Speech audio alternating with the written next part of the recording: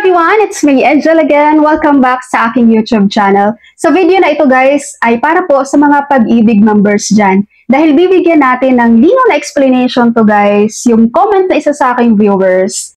So itago ko na lang yung pangalan niya. Sabi niya, maliit lang ang makukuha sa pag-ibig. Actually guys, hindi lang siya ang nagko-comment ng ganito, no? Ang dami ditong mga members ni Pag-ibig guys, kahit yung iba hindi naman members ni Pag-ibig. Tapos nagko-comment sila, ang napakaliit lang naman ang makukuha sa Pag-ibig. Wala namang pensyon sa Pag-ibig, hindi katulad kay SSS. Okay, sa ating mga Pag-ibig members dyan, magkano ba guys ang inyong monthly contributions with Pag-ibig? Dati, ang monthly contributions natin with Pag-ibig is minimum of 100 pesos. Diba? Sa mga voluntary. Imagine mo guys, 100 pesos lang in a month. So in a year, magkano lang yung ipon mo sa Pag-ibig? 1,200. Buti nga ngayon tumaas na yan, naging 200 na ang minimum ng voluntary, di ba?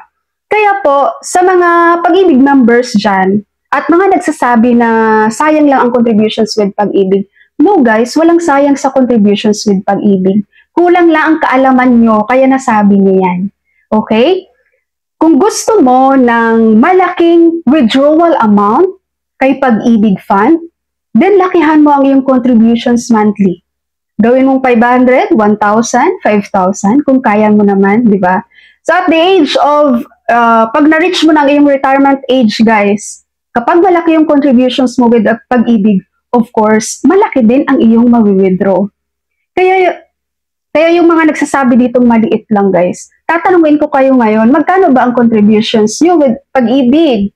I-compare nyo naman yan guys sa SSS na ang laki, di ba? Imagine ang minimum contributions with Pag-ibig ngayon, ay with SSS ngayon is 750 sa mga voluntary, di ba? So paano naman yung sa Pag-ibig guys, na 200 pesos lang? Kaya wag yung i-compare si Pag-ibig kay SSS guys. Si SSS, nararapat lang talaga na magkaroon tayo ng pension doon and ng other benefits dahil ang laki ng contributions natin doon. Okay? Si Pag-ibig guys, kung mag-o-offer man yan sila ng pension sa kanilang mga member, lugi na yan. Dahil ang baba lang ng contributions dyan. Walang negative side kay Pag-ibig guys. Dahil yung lahat ng contributions nyo with Pag-ibig, mawi-withdraw nyo yan sa tamang panahon. May dividends pa. So meron nang nag-comment dito wag na daw mag-contribute sa Pag-ibig, itabi na lang daw sa bahay or sa bangko ang pera.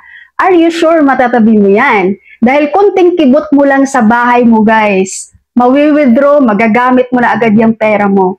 Unlike with Pag-ibig, you have no choice, kundi wag mong galawin yon. You have no choice, hindi mo magagalaw yung contributions mo with Pag-ibig guys.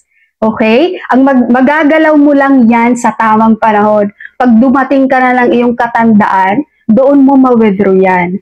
Kumbaga guys, isipin nyo na lang yung future nyo as a senior citizen na magkaroon kayo ng pera.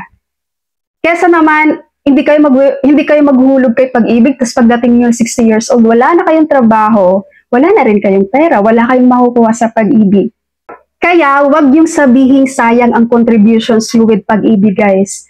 Dahil kung sayang man ang contributions nyo with Pag-ibig, bakit ako magko-contribute? Diba? Nagko-contribute ako dahil alam ko ang Pag-ibig ay makakatulong sa akin sa tamang panahon. Diba? So, mga kulang lang kayo sa knowledge guys regarding sa Pag-ibig Fund. Kaya ayaw nyong mag-contribute dyan. Pero sinasabi ko sa inyo, pag dumating na kayo ng inyong katandaan guys, pag maging isang ganap na kayong senior citizen, doon nyo lang ma-realize, sana nag-contribute ako sa Pag-ibig. Sana dinagdagan ko yung monthly contributions ko with Pag-ibig.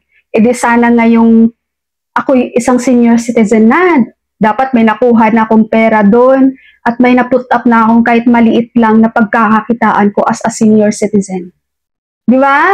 Kaya sa mga nagko-comment dito ng negative pagdating kay Pag-ibig Fund guys, tinatawanan ko na lang kayo. Kasi darating ka talaga kayo sa panahon guys na magko-comment na lang kayo dito sa YouTube ko at magtatanong kayo paano makasali sa social pension ng senior citizen.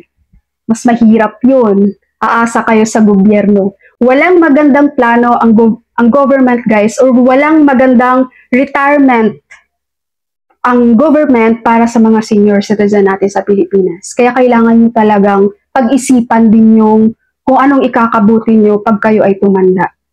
Yung iba nga dito, hindi lang MP1 ang ginawa kay Pag-ibig, pati MP2. Kumbaga, dalawang contribution sila, guys. Kasi sa MP2, yun yung mas mataas doon. Minimum doon, 500 pesos.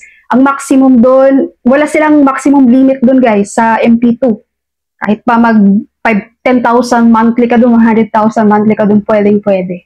Okay, so wag mag-alala yung mga Pag-ibig members natin dyan, guys, dahil makukuha at makukuha ang pera niyo dyan. Thank you so much for watching, everyone. God bless you all.